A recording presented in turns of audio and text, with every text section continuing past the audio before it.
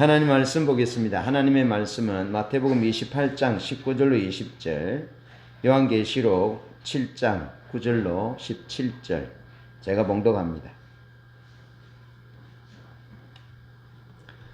그러므로 너희는 가서 모든 민족을 제자로 삼아 아버지와 아들과 성령의 이름으로 세례를 베풀고 내가 너희에게 분부한 모든 것을 가르쳐 지키게 하라.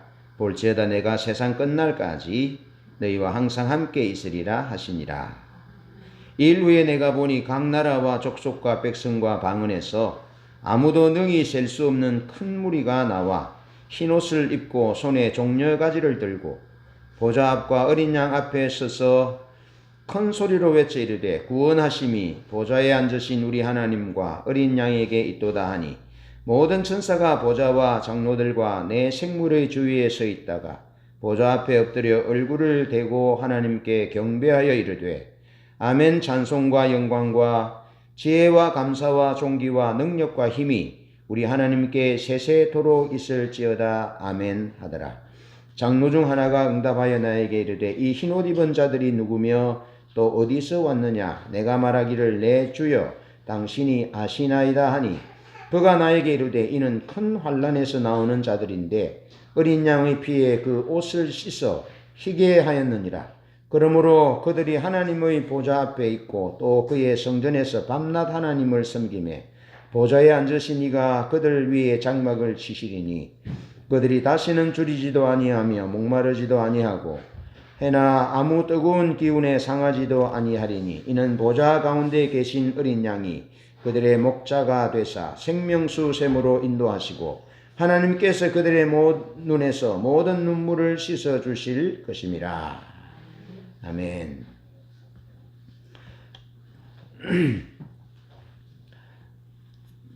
여러분, 선교적 소명을 향한 역사 여행, 저 지난주에 설교를 다 마치지 못했습니다.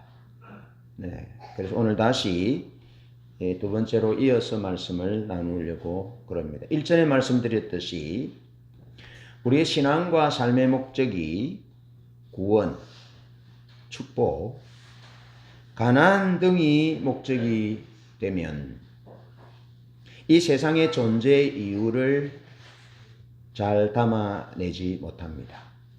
이 세상이 왜 존재하는지 설명할 수 없습니다. 그리고 역사의 의미를 제대로 읽어낼 수가 없습니다. 신앙과 삶의 목적은 하나님의 목적에 맞추어야 합니다. 신앙과 삶의 목적은 하나님과의 친밀한 사랑의 교제이며 또한 그 일환으로 선교적인 삶을 사는 것이 신앙과 삶의 목적입니다. 하나님과의 친밀한 교제를 통해서 하나님을 알고 또 하나님을 사랑하고 그래서 하나님의 마음이 어디에 있고 하나님의 목적이 무엇인지를 알아서 하나님의 행하심에 온 삶으로 동참하는 것이 동력자의 삶이잖아요. 그 동력자의 삶을 다른 말로 하면 선교적인 삶이다 하는 것입니다. 그렇다면 왜 선교적인 삶을 살아야 합니까? 선교적인 삶을 살아야 할 이유는 그 선교적인 삶에 하나님의 목적이 있기 때문에 그런 것입니다. 선교적인 삶은 그 삶 자체가 하나님이 우리에게 맡겨주신 목적이라는 거죠. 세상을 섬기는 것이죠. 세계를 섬기는 것이죠. 뭐 하려고 섬깁니까? 그것은 세상과 세계를 섬겨서 그들이 하나님의 생명을 맛보고 장차 임할 하나님의 나라를 맛보고 그렇게 하나님이 주시기를 원하시는 회복을 경험할 수 있도록 하시기 위해서 선교적인 삶을 살아야 한다는 것이죠. 자, 계속해서 살펴보는 말씀 가운데 하나님의 목적이 세상과 세계를 섬기는 것이다 그랬습니다. 섬김의 목적은 앞으로 임할 하나님의 나라를 미리 맛보도록 경험하도록 하나님이 원하시는 회복된 삶을 위해서 세상과 세계를 섬기라고 말씀하신 것이죠. 그래서 역사 여행 가운데 쭉 보면 하나님이 아담과 하와 사람을 지으시고 말씀하시기를 생육하고 번성하여 땅에 충만하라, 땅을 정복하라.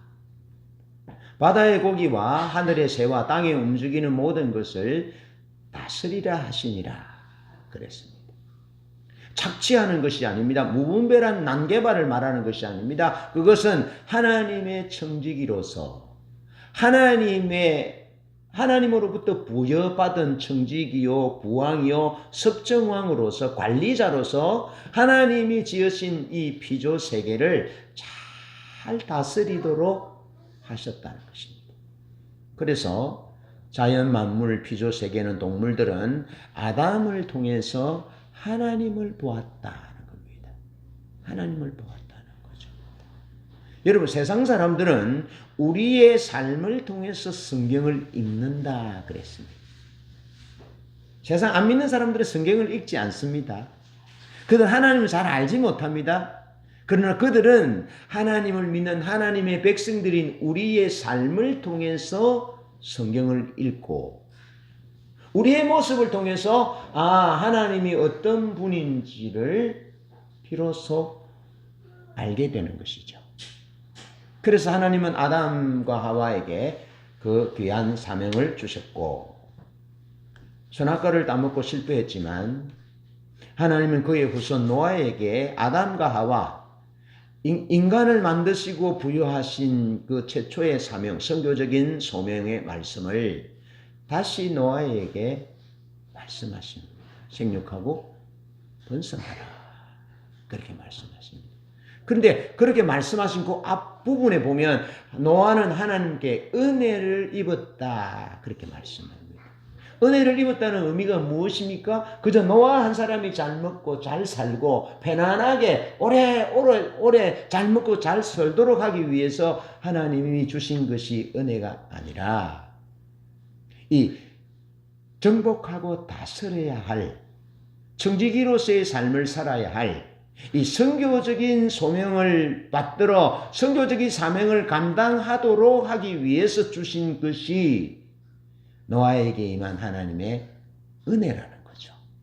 그래서 노아는 하나님의 말씀을 받들어서 하나님이 원하시는 그런 선교적인 삶을 살아갔고 갈대 우르에서 우상을 섬기는 가정 가운데 있었고 최초의 전제 군주정이 실시되었던 그 우르, 아수르, 니느웨 거기로부터 하나님이 아브라함을 불러내시잖아요. 아브라함을 불러내셔서 너는 너의 본토 친척 아버지 집을 떠나 내가 너에게 지시할 땅으로 가라. 내가 너로 큰 민족을 이루고 내게 복을 주어 내 이름을 창대하게 하리니 너는 복이 될 것이다. 그렇게 말씀하셨어요. 그래서 아브라함이 하나님의 말씀을 따라서 가나안 땅으로 갑니다.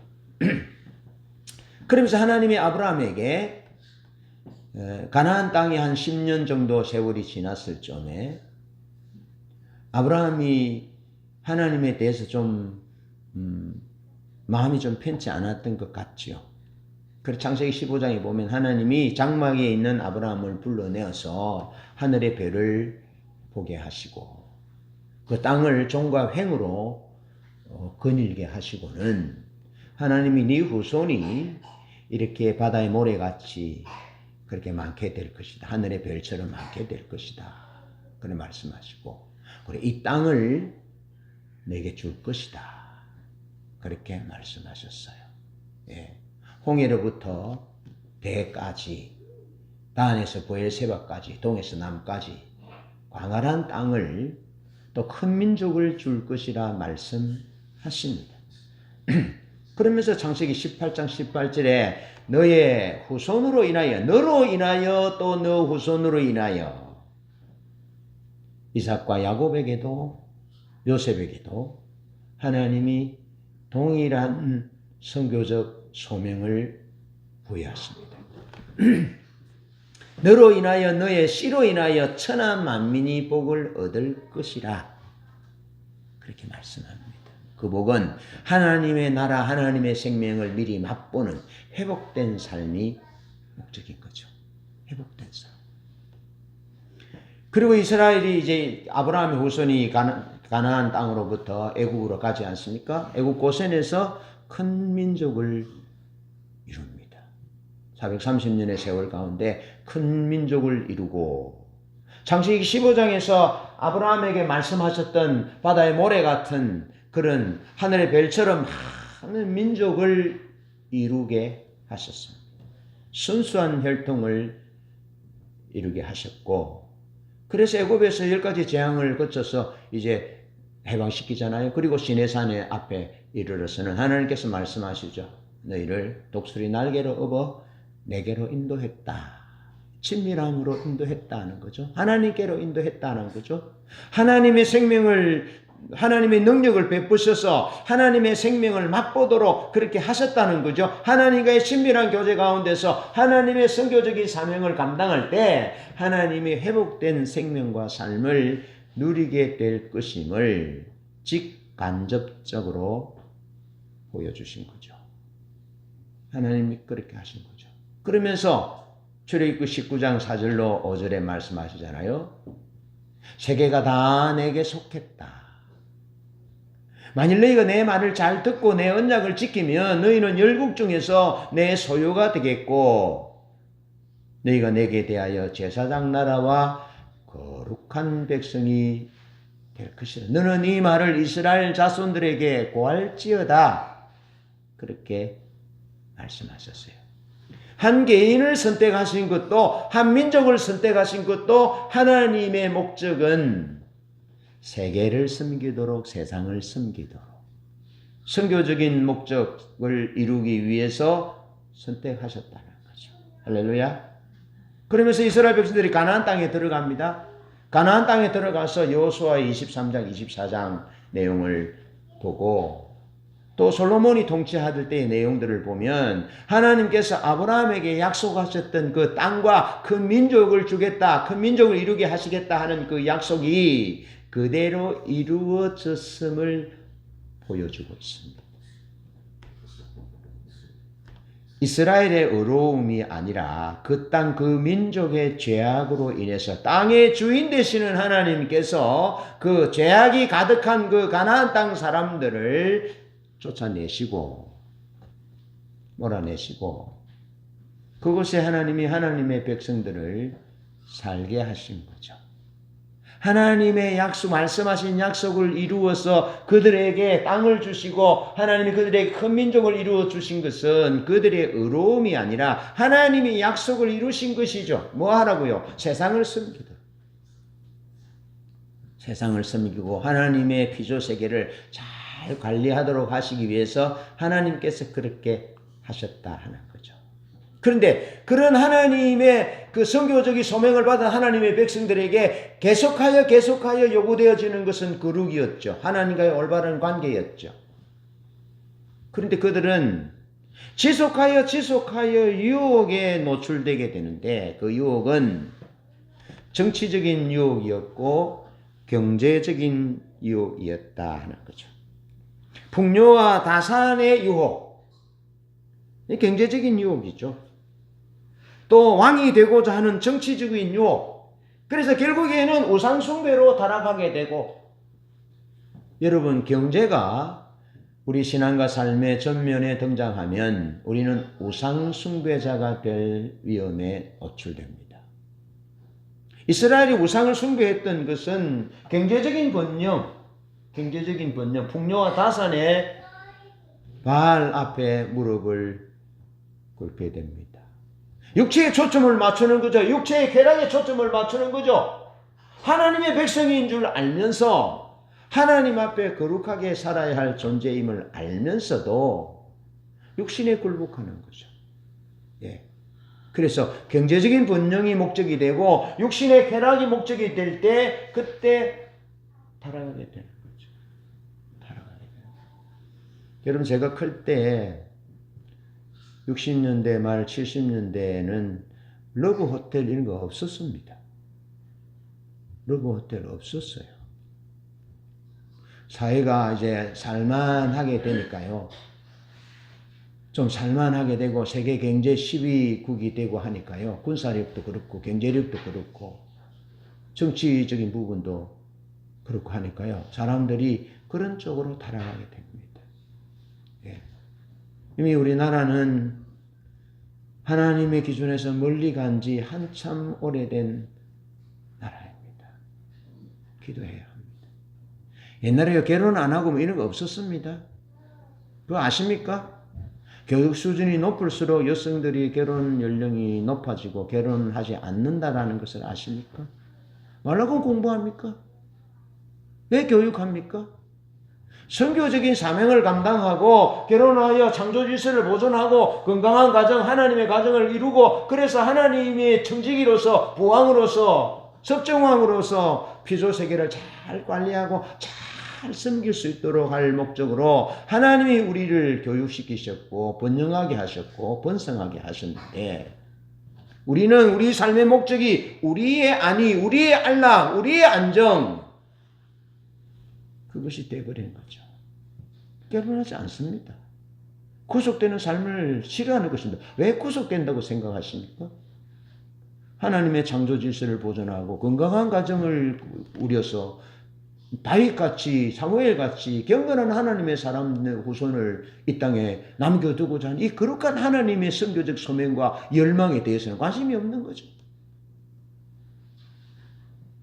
여러분 육신의 어떤 성적인 만족을 위해서 결혼하는 것이 아닙니다. 그건 아름다운 것이지만 하나님이 경건한 부부를 통해서 경건한 모세의 부부를 통해서 모세가 태어났고요. 경건한 세례요한의 부모를 통해서 세례요한이 태어나고 경건한 요셉과 마리아를 통해서 예수님이 태어나셨거든요. 그래서 이 세상의 역사를 이 세계를 아름답게 만드셨던 거죠. 그들이 아름답게 만드셨던 거죠. 여러분 역사의 구비에 믿음의 사람들을 통해서 악과 대항하고 더러운 세력들과 대항하고 민주 세력과 인권을 짓밟는 그 세력들과 대항해서 승리하게 하셨고 하나님의 역사가 지속되도록 하신 거죠. 그런 일을 위해서 결혼해서 가정을 이루는 거죠. 자녀를 낳는 거죠. 자기의 안위를 위해서, 자기의 편의를 위해서, 자기의 안녕을 위해서 공부 많이 하고 할수록 자기가 목적이 되면 역사는 이 세상의 존재 가치를 이유를 상실하게 되는 거죠. 이건 심각한 것입니다. 이것은 기독교인들 우리에게 하나님이 지금 경종으로 경고하는 것입니다. 잘 먹고 잘 사는 것이 아닙니다. 바벨탑을 아무리 높여 쌓아 보십시오. 이름을 내고자 해 보십시오. 하나님이 막으시면 아무도 그 이름을 낼 수 없으나 하나님이 혀를 대신 아브라함을 불러서 내가 내 이름을 창대하게 해주겠다. 그렇게 말씀하시는 거예요. 하나님의 목적을 따라 부르심을 받고 하나님의 선교적인 소명을 따라 부름을 받고 그 삶을 살아갈 때에 하나님이 그에게 복이 되고 복의 근원이 되게 하신다라고 말씀하시는 거죠. 실제로 하나님이 그렇게 하셨죠. 풍요와 다산이 잘 사는 것이 내 개인적인 삶의 안녕이 목적이 되면 경제적인 유혹과 성적인 유혹에 타락하고 하나님의 소명과는 상관없는 삶을 사는 세상이 역사가 되고 만다는 거죠. 우리 개인을 돌아보셔야 되고요. 우리 자녀들의 삶을 돌아보셔야 되고요. 우리 교회하고 우리 가정들을 돌아보셔야 합니다. 우리 청년들이 여기 계시는데요. 왜 결혼을 안 하려고 하는지 직시하셔야 합니다. 왜 결혼을 해야 되는지도 분명하게 성경은 말하고 있습니다. 경건한 자녀를 두어서 창조 질서를 보존하도록 이 땅을 정의로운 땅, 이 땅을 평화로운 땅, 하나님을 보여주는 그런 자녀들로 자랄 수 있도록 하기 위해서 결혼해야 하는 거죠. 결혼하셔야 합니다. 형편 뭐 이런 거 따지지 마시고요. 뭐 교육 환경 뭐 미련하게 한국에서 애기 놓으면 참 바보다 그런 얘기들이 유튜브에 좀 나돌고 있는데 그런 얘기 듣지 말고 성경에서는 그렇게 말하잖아요. 시편 127편 자식은 여호와의 주신 기업이요 태의 열매는 그의 상급이로다. 이것이 그 전통에 가득한 자는 복이 있다. 그가 그 원수와 성문에서 말할 때에 수치를 당하지 않을 것이다 라고 말씀하고 있는 거죠. 자녀가 보물 중에 보물입니다. 보물 중에 보물. 그런가 하면 왕이 되고자 하는 정치적인 유혹을 가나안 땅에서 계속 받잖아요. 가나안 땅이 목적이 될 때, 구원이 목적이 될 때, 개인적인 삶의 어떤 직함이나 직업이 어떤 이런 성취가 목적이 될 때, 이스라엘 땅에 하나님이 왕을 요구해서 어쩔 수 없이 왕을 세우잖아요. 그 왕이 어떻게 합니까? 왕은 석정왕입니다. 하나님의 부왕입니다. 정직입니다. 그런데 그들이 왕이 되잖아요.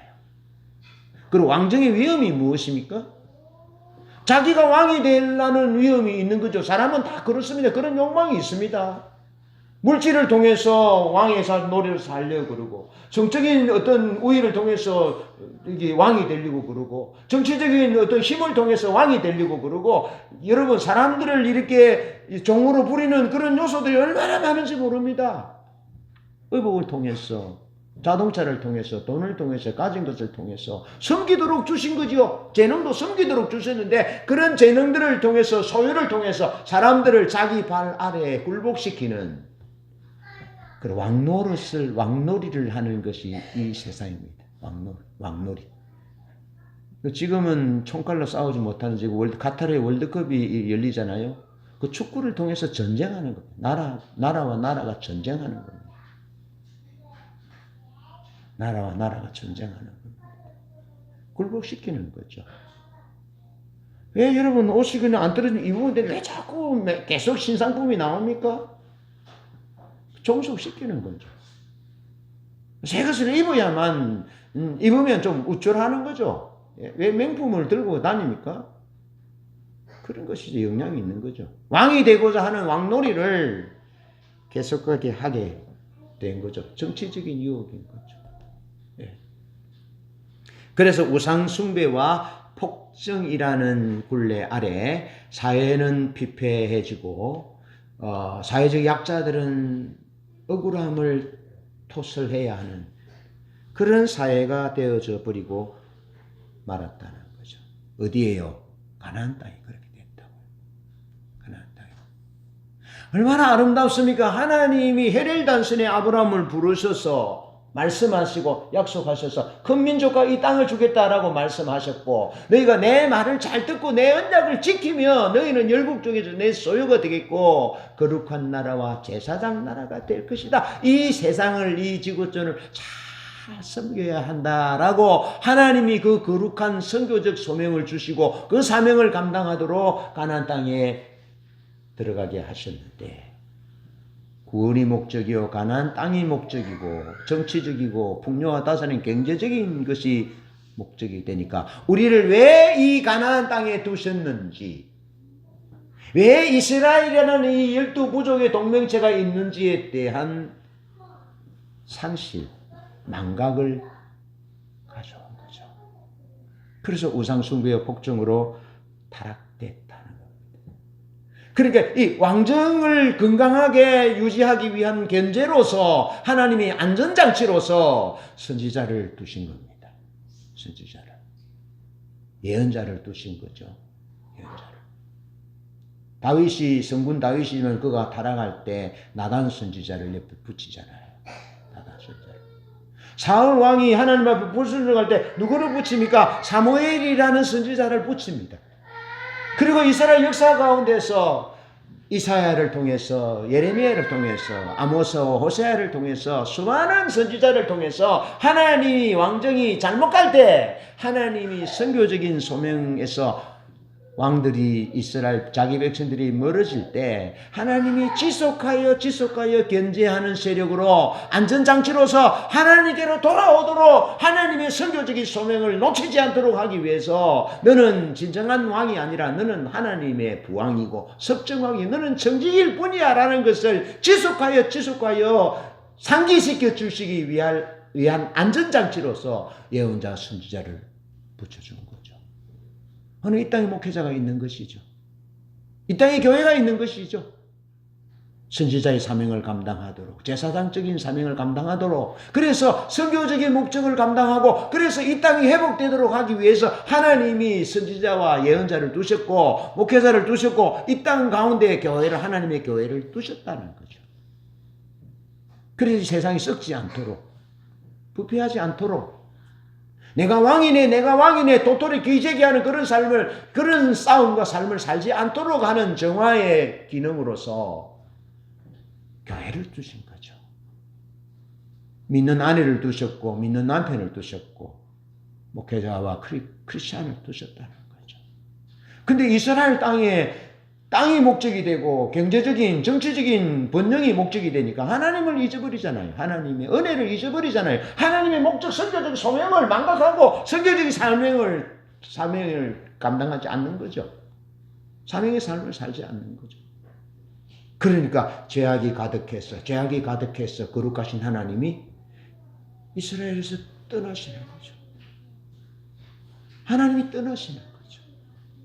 하나님이 함께 할 때 사행수 요셉이 애굽의 총리가 되고, 하나님이 함께 할 때 목동 다윗이 왕이 되고, 하나님이 함께 할 때 놀라운 예루살렘과 이스라엘의 부흥이 복이 임하여 천하 왕들이 조공을 바치고 천하 왕들이 하나님의 지혜를 듣기 위해서 다윗에게로 솔로몬에게로 모여들었는데,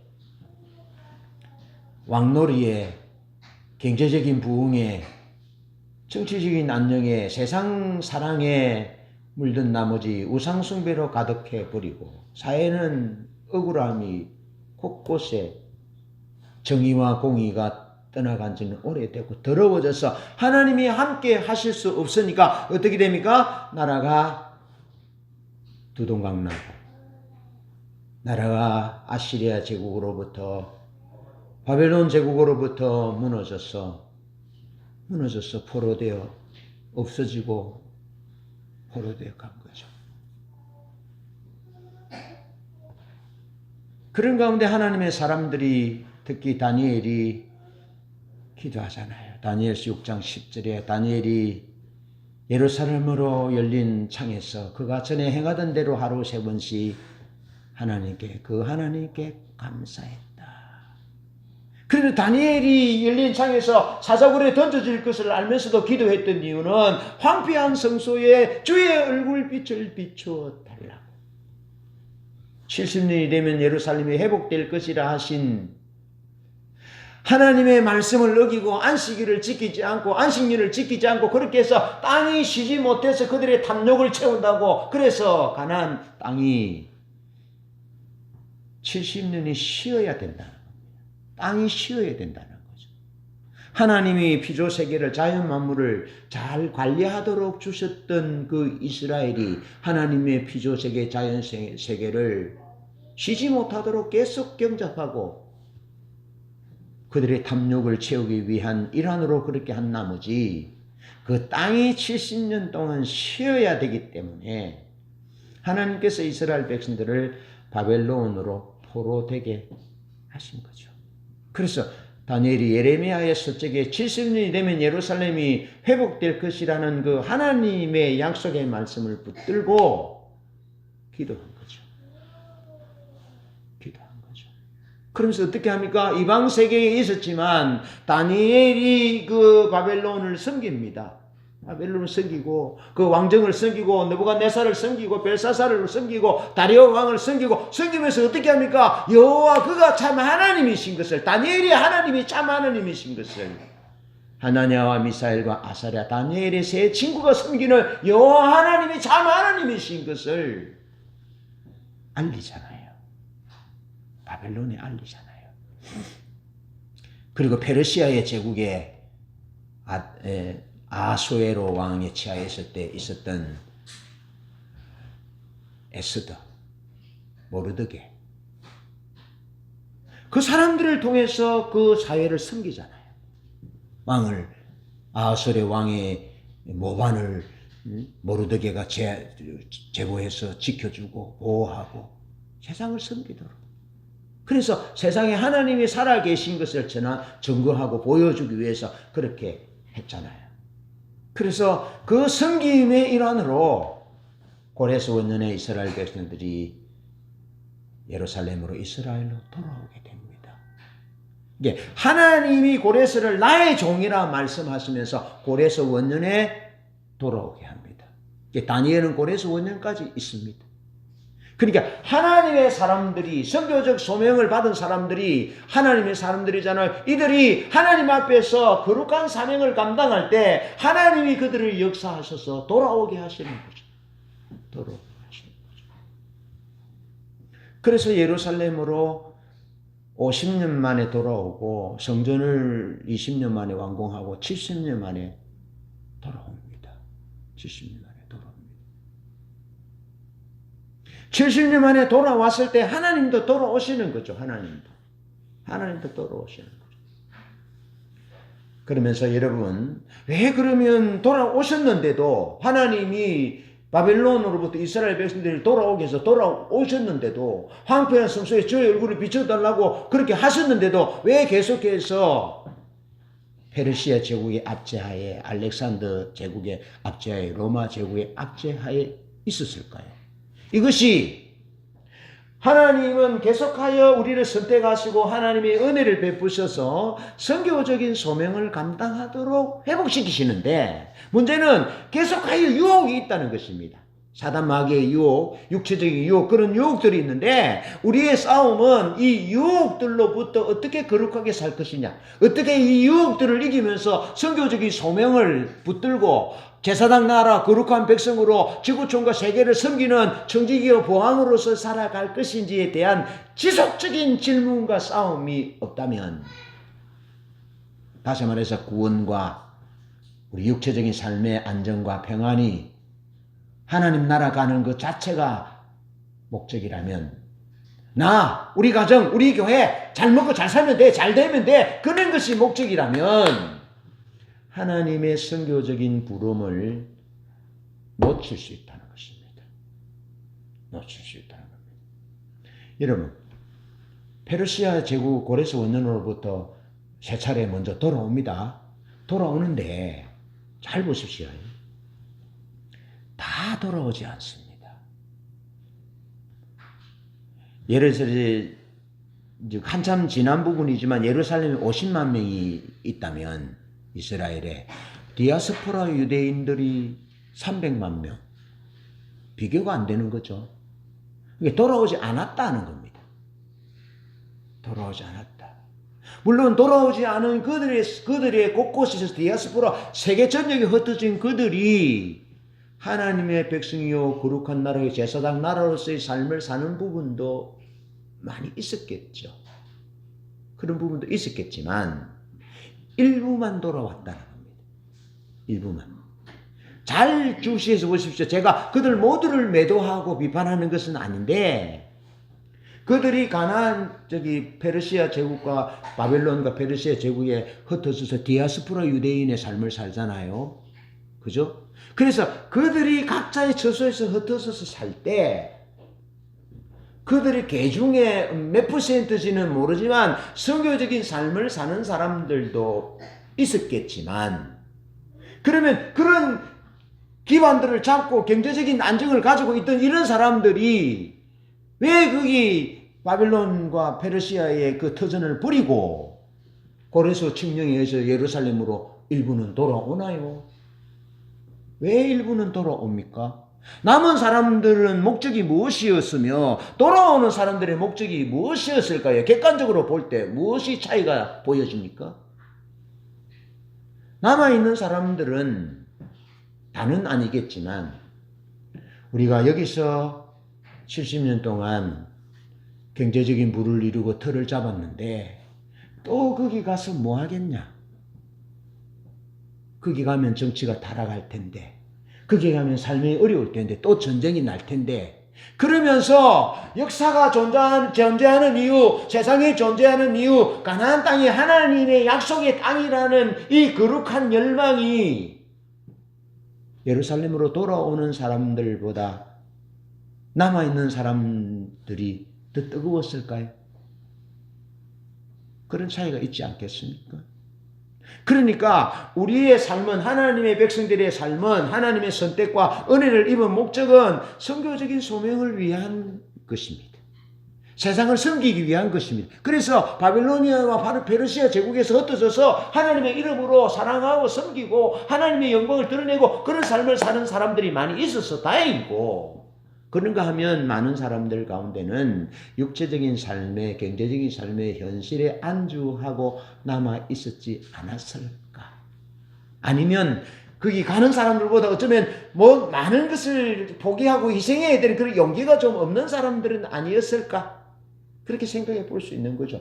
그러면서 돌아오는 사람들은 어떤 사람들이었을까요? 상대적으로 더 열정과 주를 향한 열망과 선교적인 소명이 있는 그런 사람들이었겠죠. 그런 사람들이 맞겠죠. 그런데 그들이 와서 한 것이 무엇인 줄 아십니까?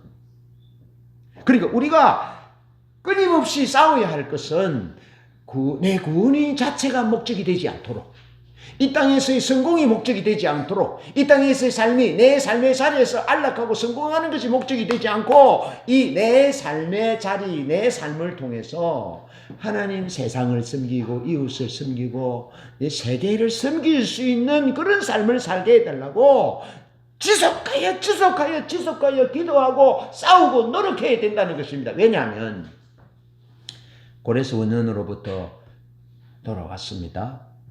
돌아와서 이스라엘 백성들이 살았던 삶이 뭐냐면 성전도 지어집니다. 그러면서 느헤미야에 의해서 예루살렘 성을 52일 동안 완공하잖아요. 그러면서 보여주는 것이 무엇입니까? 여전히 안식일에 장사합니다. 여전히 안식일에 장사합니다. 하나님을 모르는 우상 숭배자들과 사돈을 맺습니다.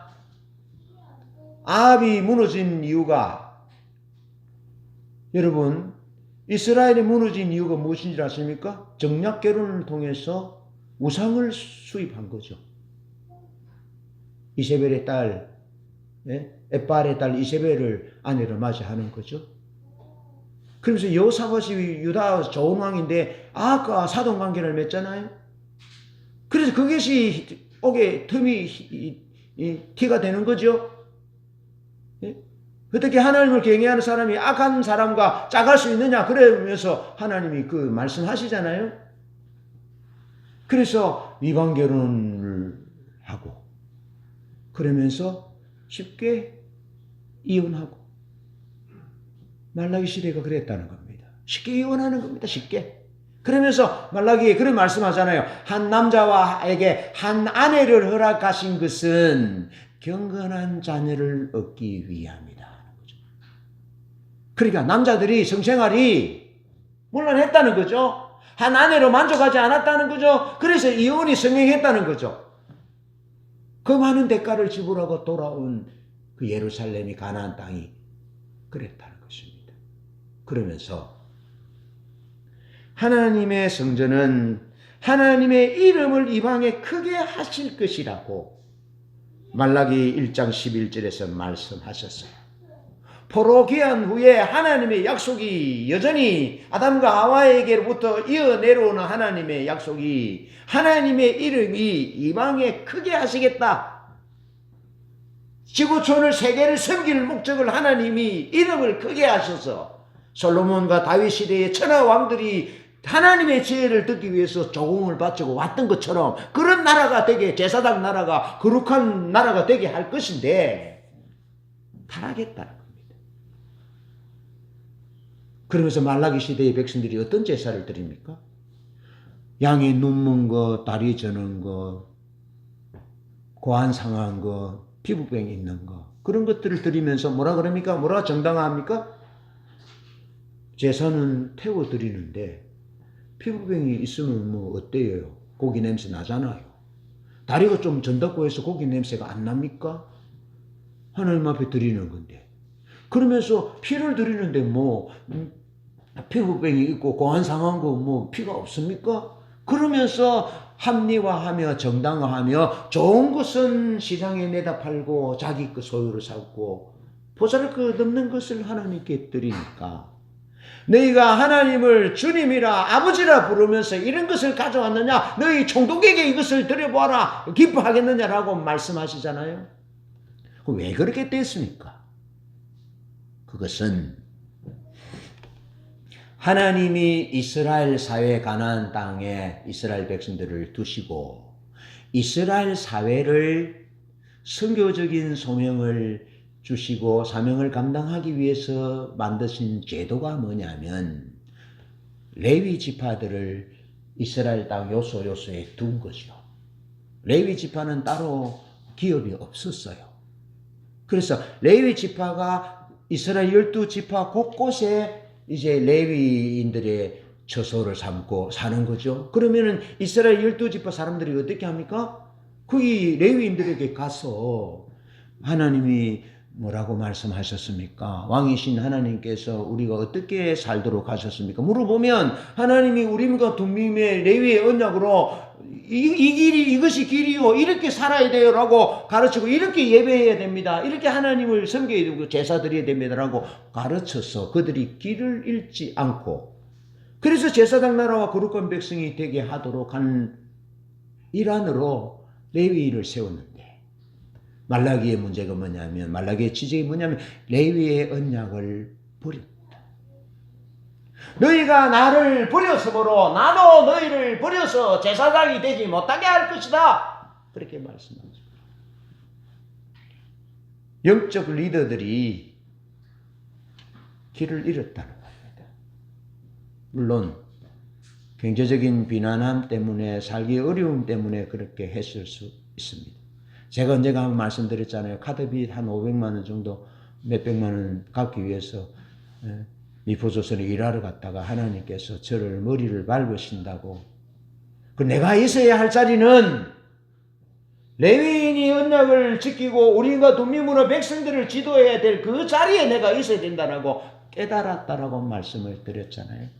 그래서 한 500만 원 벌었는데 내 손에 남는 것은 하나도 없어. 나 10,000원짜리 한 장 지어보지 못했어요. 지나갔죠. 말라기 시대의 제사장들이 레위인들이 경제적인 빈핍함으로 그렇게 했을지 모르지만 눈먼 거 병든 거 저는 것을 가지고 와서 하나님 앞에 제사 드리는 백성들을 향하여 우림과 둠밈의 판결로 이건 하나님의 말씀에서 하나님이 기뻐하지 않는 재물이요.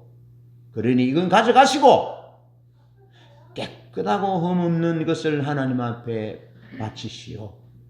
11조를 도둑질하지 말고 하나님의 성전에 드리시오. 하고 제대로 가르쳐야 되는데 제사장들이 영적 리더들이 타락해서 그거 가져오면 그거 그냥 제사 드리는 겁니다. 그것이 레위의 언약을 파괴하고 버렸다는 겁니다. 그러니까 하나님이 지구촌과 이스라엘 섬기고 세계를 섬기고 그렇게 해서 하나님의 이름이 이방에 크게 하시기 위할 일환으로 회복하여 레위 언약을 다시 주시고 그대로 살아가도록 하셨는데 다 타락했다는 겁니다. 그리고 여러분 성경은 이제 586년 포로되고 나라가 무너지고 다시 돌아오잖아요. 그리고 500년대 초에 이제 성전을 짓고 그렇게 하잖아요. 그런데 거기로부터 예수님 시대까지 400년 가까이 암흑기라고 말하잖아요. 그것이 신구약 중간기를 말하는 것이죠. 그때의 이스라엘 백성들의 삶이 돌아왔지만 페르시아로부터 돌아왔지만 그들이 여전히 타락된 상태 가운데 있었다. 레위의 언약을 깨뜨렸다. 그러면서 그들이 하는 말이 뭐냐면은 자기들이 하나님을 떠나고 하나님의 언약을 버리는 것에 대해서는 생각하지 않고 그래도 삶이 빈핍하고 어렵고 외세 침략의 지배하에 있으니까 질문하는 것이 있습니다. 하나님 왜 이러십니까? 하나님 왜 이러십니까? 하나님이 우리를 사랑하시면 이런 일이 있겠습니까? 하나님이 우리를 사랑하신다면서요. 어떻게 사랑하십니까? 어떻게 사랑하십니까? 라고 질문했다는 거죠. 그러면서 예수님 오시기까지 계속 이어집니다. 이어지는데 여러분 이제는 페르시아 제국의 지배하에 있다가 이제는 알렉산더의 지배를 받습니다. 알렉산더의 지배를 받으면서 나라가 이제 헬라화 되는 거죠. 헬라어를 쓰게 되고 또 이방 풍습을 받아들이게 되고 그런 일들이 계속 있게 되는 거죠. 그러면서 알렉산더가 죽잖아요. 후사가 없이. F.S. 브루스 앤 매츠커의 책에 보면 후사가 있었는데 그 휘하에 있는 군사들이 아들을 죽였다. 그리고 이제 7명의 군사들이 각축전을 벌리다가 4명으로 줄어들거든요. 네, 그러면서 그 후손들이 이제 그 프톨레미 왕조와 셀루커스 왕조로 두 왕조로 나누어집니다. 이집트를 중심으로 한 프톨레미 왕조와 셀루커스 왕조 시리아의 동방으로 한 이 왕조로 나누어집니다. 두 왕조로 이제 헬라의 알렉산더의 지배하에 있다가 알렉산더가 우선이 없이 죽고 나니까 그 군사들에 의해서 그의 휘하에 있는 군사들에 의해서 이제 그 땅을 관리하게 되는 거죠. 그런데 이제 우리가 주목해서 봐야 할 부분은 프톨레미 왕조는 이집트를 중심으로 한 왕조인데 이스라엘이 한 120년 동안 이 왕조의 치하 아래 있게 됩니다. 이 프톨레미 왕조의 정책은 그 나라의 종교적인 관습들을 인정해 주는, 그래서 비교적 그 나라의 제사장이 나라를 다스리는, 이스라엘의 제사장이 나라를 다스리니까 평온한 거죠. 예. 근데 셀루코스 왕조인 이 시리아, 지금 이제 시리아 있잖아. 시리아와 동방의 나라가 이제 예루살렘을 병합해서 통치시켜 버리는 거죠.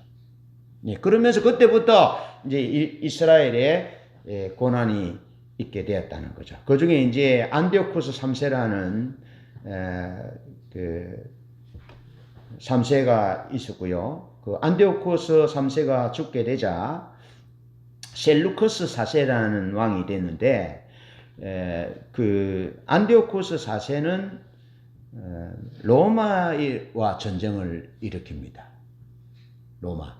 로마 전쟁을 일으켰죠. 이집트 왕조의 손아귀에 있다가 이제 시리아를 중심으로 한 동방의 왕조에게 이제 예루살렘이 합병된 거죠. 예?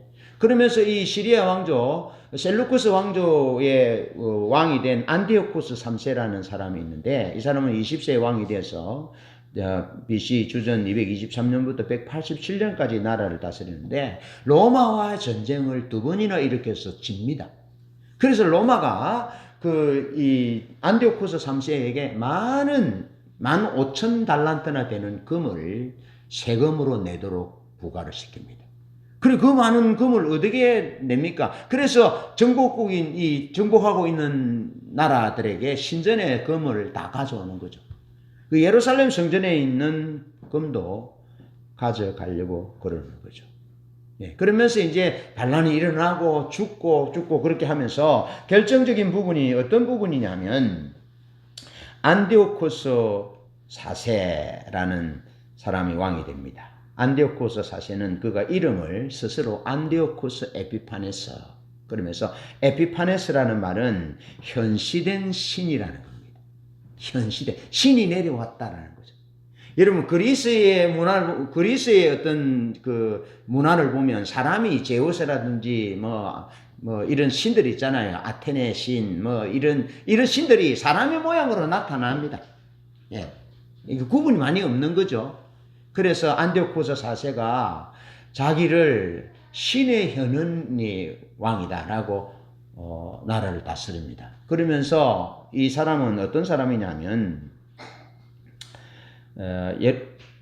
주전 169년 이집트 원정에서 로마의 개입으로 실패합니다. 실패하고 돌아오면서 이제 안디오코스 에피파네스, 자기 스스로는 신이 현현한 사람이다라는 이름을 이름으로 원래 자기 이름은 안디오쿠스 4세입니다. 그런데 자기 스스로는 안디오쿠스 에피파네스라는 이름을 썼다 이 말이죠. 그런데 비판하는 사람들은 뭐라고 말하느냐 하면 그 글을 통해서 많은 희생을 당한 사람들은 안디오쿠스 에피마네스 무슨 뜻이냐면 미친놈 안디오쿠스라는 뜻입니다. 왜 미친놈이라고 말하느냐 하면 이집트 원정을 갔다가 실패하고 로마가 개입해서 실패하고 돌아오면서 예루살렘이 안 도와줘서 그렇다 이런 식으로 예루살렘을 핍박하기 시작하는 거죠. 그러면서 예루살렘을 강탈했고 불을 질렀고 성전을 넉탈했고 율법서를 찍고 불살랐고 시민들을 학살했고 인두세를 부과했고 제왕세를 부과했고 성전세와 다양한 세를 부과했습니다. 안식일 준수를 금지시켰고 할례를 금지시켰고 율법서를 소지하면 사형에 처했습니다. 유대교 제사는 폐지되었고 유대 여러 도시에 이방 제단을 세웠습니다. 그러면 그는 돈을 받고 제사장을 임명했고 돈장사가 제사장을 사기 위해서 돈장사가 그때 시작됐다. 바벨론의 통치하에 페르시아와 그리스의 지배하에 있을 때도 지켜졌던 사독계통의 제사장의 임명. 제사장이 임명되어 왔잖아요. 이게 상습되어져 왔잖아요. 예, 세습되어져 왔잖아요. 예, 그런데 이 안디오쿠스 4세 때 돈을 받고 제사장을 팔므로 그것이 없어지게 됐다는 그 아름다운 전쟁이 없어졌다는 거죠. 그러니까 예수님 시대에 안나사와 가야바가 돈을 주고 제사장을 제수받고 샀던 것은 이때부터 시작됐다는 거죠. 이때부터 정치화되어 버렸다는 거죠. 그러면서 BC 주전 167년 10월에 예루살렘 성전 안에 제우스 신을 위해서 제단과 우상을 세워놓고 유대인들이 이스라엘 백성들이 혐오스럽게 생각하는 돼지를 제물로 잡아 바쳤다는 겁니다. 그러니까 여기저기서 얼마나 많은 반란들이 일어났겠습니까? 그래서 경건한 운동을 일으켰던 그런 하시딤이라는 사람들이 있는데 하시딤, 경건한 사람들, 하나님의 뜻을 따라 살고자 하는 사람들. 그런데 이 하시림의 사람들은 처음에는 이것이 하나님이 우리가 말씀대로 살지 못해서 하나님이 우리에게 벌을 주신다. 그래서 우리 더 말씀대로 살아야 되겠다. 그렇게 몇 개월 동안은 그렇게 했지만 너무너무 계속해서 시작해서 악정이 폭정이 시작되니까 이 하시림 운동들이 일어나게 됐다는 거죠. 그러면서 안디오쿠스 4세의 탄압하에 저항하거나 보복하지 않고 받아들였습니다. 몇 개월 동안은 그렇게 했는데 어떤 때는 한 자리에서 1000명이나 되는 사람들이 목숨을 잃고 순교하는. 한번 생각해 보세요. 여기 하나님 앞에서 신앙생활은 도저히 전면적으로 하지 못하도록 그렇게 이 안디오쿠스 에피파네스 이 사람이 그렇게 한 거죠. 그래서 부모가 자식을 할례를 몰래 줬잖아요. 그러면 자식을 죽여서 그 죽은 자식을 부모의 목에 걸어 놓고 십자가형을 처형했을 정도로 그렇게 잔인했던 자가 안디오쿠스 4세, 안디오쿠스 에피마네스라는 사람이에요. 그래서 하나님의 성전에 제우스 신을 만들어 놓고 거기 돼지로 제사를 드린 거죠. 그러니까 하나님의 신성모독이 극에 달했고 거기에 따른 여러 운동들이 일어나기 시작한 거죠. 그 중에 그 마타티아라는 한 원로 제사장이 그 5명의 아들과 함께 이제 봉기를 시작합니다. 그래서 그 아버지가 죽고 그 아들 유다라는 아들에 의해서 그 유다라는 아들은 이제 망치를 휘두르는 그런 싸움을 한다 해서 마카비 그렇게 합니다. 마카비 운동이 일어나게 되는 거죠. 그러면서 한 80년 동안 나라가 평안한 안정되는 그런 안정기를 유지하게 된 거죠. 예. 그런데 그 그 마타티아의 원로 마타티아의 후손들이 이제 하스모니안 왕조라고 보십시오. 하시딤 운동에 이제 그 마타티아의 후손이 다섯 아들들 중에 마카비라는 아들이 있고, 그러면서 거기서 이제 그 봉기가 일어나고 게릴라전을 통해서 장악하고, 그래서 이제 80년 동안, 그러니까 주전 586년부터 그 로마가 통치할 때까지, 그때 80년 동안이 가장 안정을 누렸던 때였다라는 거죠. 586년부터 BC 63년까지 폼페이에 의해서 이제 예루살렘이 로마의 압제하에 놓일 때까지, 그러니까 로마가 실제적인 이스라엘 나라를 통치했던 것은 주전 63년이에요. 63년.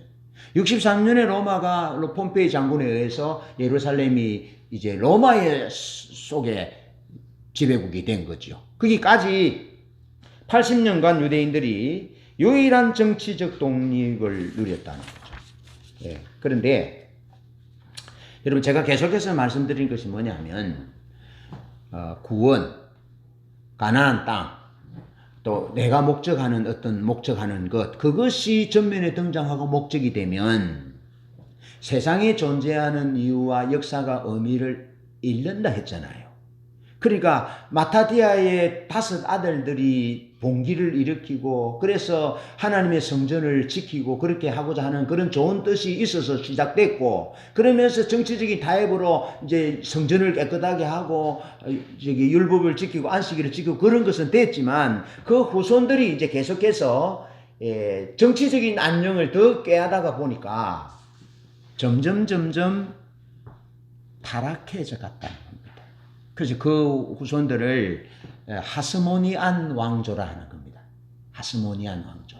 이게 처음에는 좋게 시작했던 그들의 선조에 비해서 정치 권력을 갖게 되니까 점점 그 정치 권력을 유지하기 위해서 정치화되어졌다는 겁니다. 정치라는 것은 뭐냐면 하나를 주면 하나를 받는 거죠.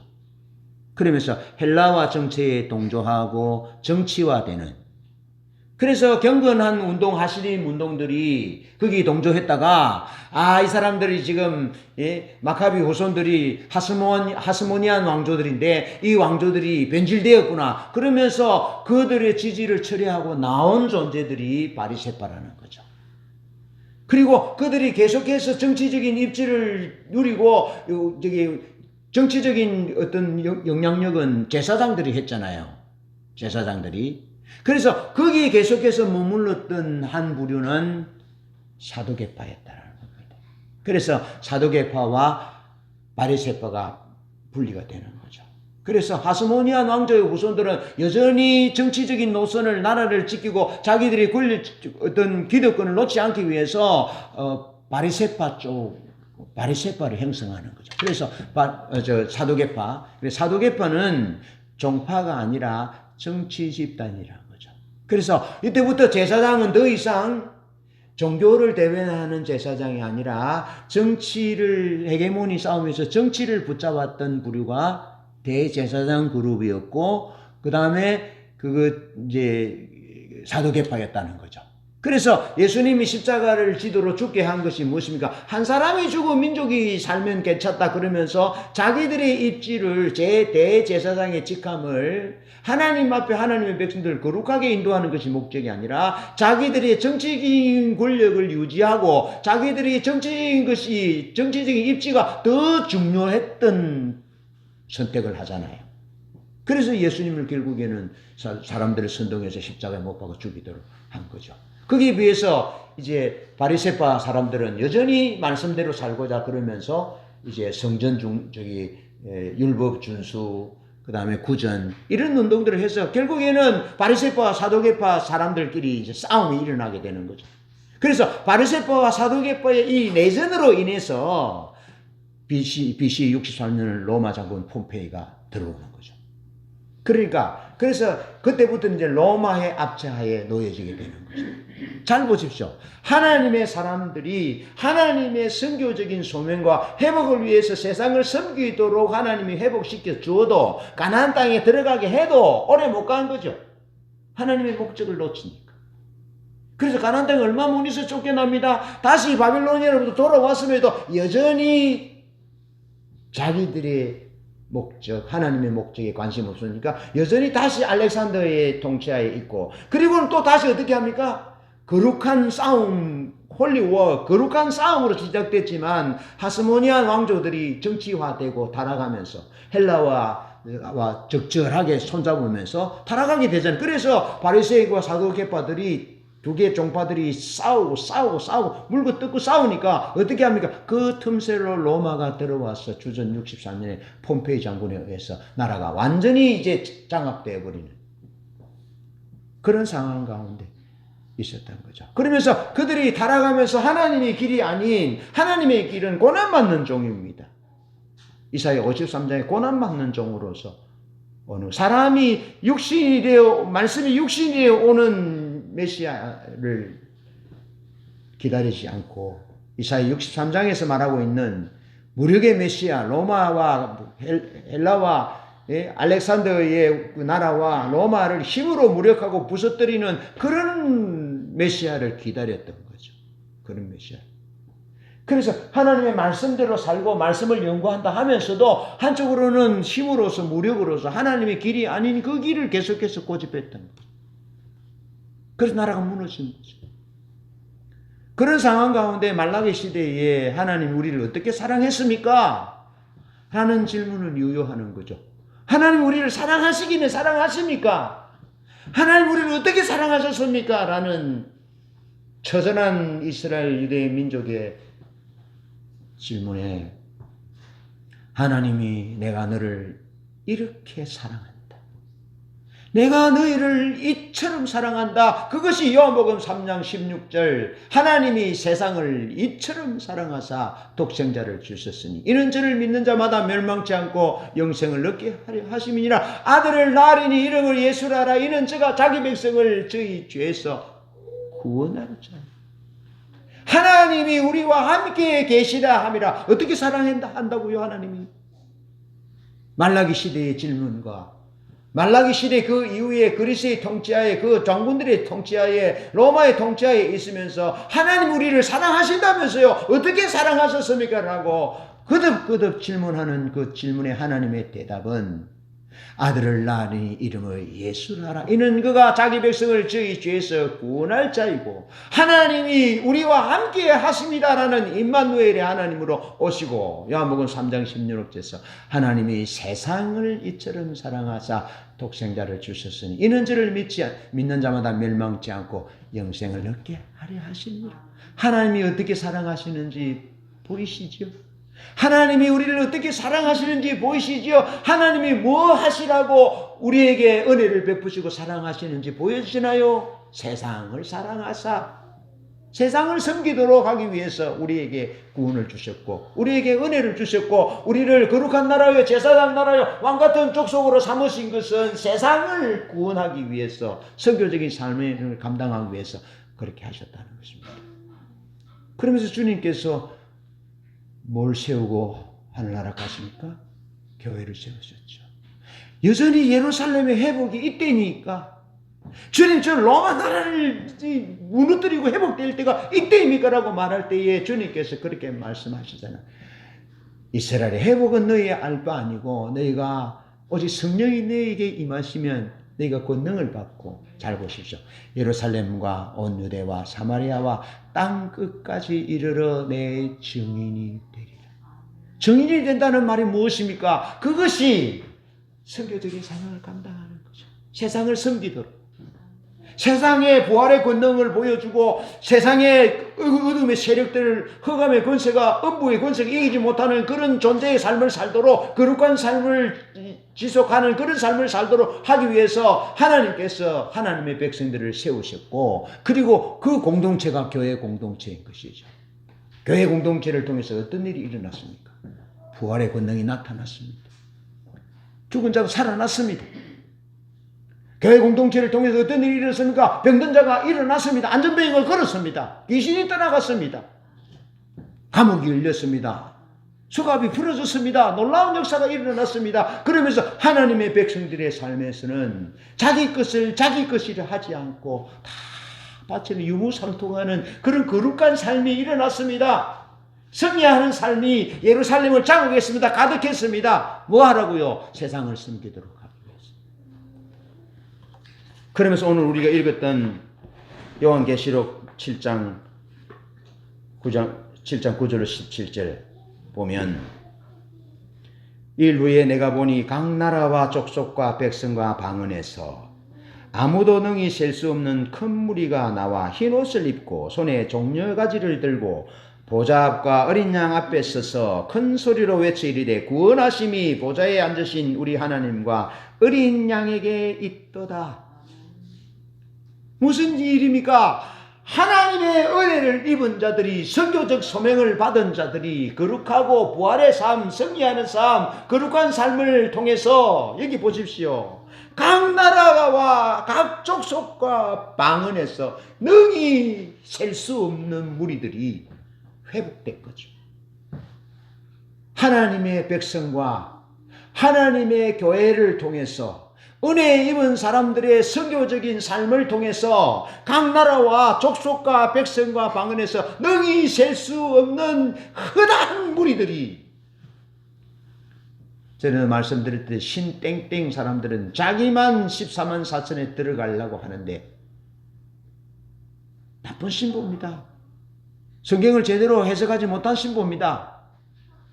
자기들이 14만 4천에 들어가는 것이 목적이 아니라, 성경은 그것이 목적이 아니라 하나님의 은혜를 입어 선교적인 소명을 받고 세상과 세계를 섬겼던 그 섬김을 통해서 허다한 사람이 셀 수 없는 허다한 각 족속과 백성과 방언들이 하나님 앞으로 나오도록 회복되도록 하는 것이 목적인데 14만 4천 속에 내가 들어가야 된다고 다지는 교회를, 하나님의 몸된 교회를 내팽개치고 이단 사이비에 빠져서 그거 올바르지 않습니다, 여러분.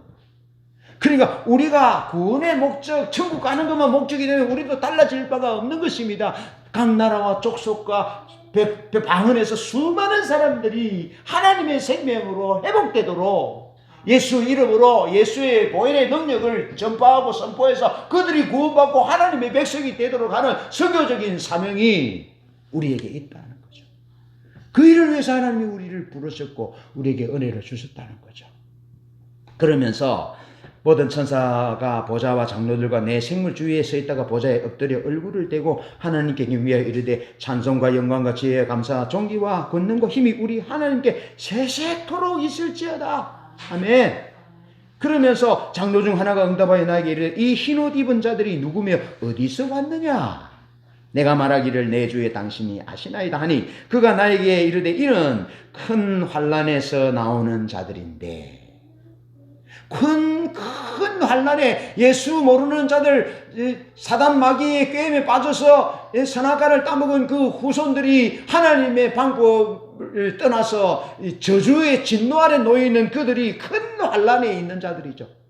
그런 자들을 섬기고 사랑하고 돌보고 예수 이름 증거하여, 그래서 어린 양의 피에 그 옷을 씻어 희게 하도록 하는 삶이 우리를 부르신 삶이고 우리가 살아가야 될 이 역사 가운데, 세상 가운데 내가 존재하는 이유다는 거죠.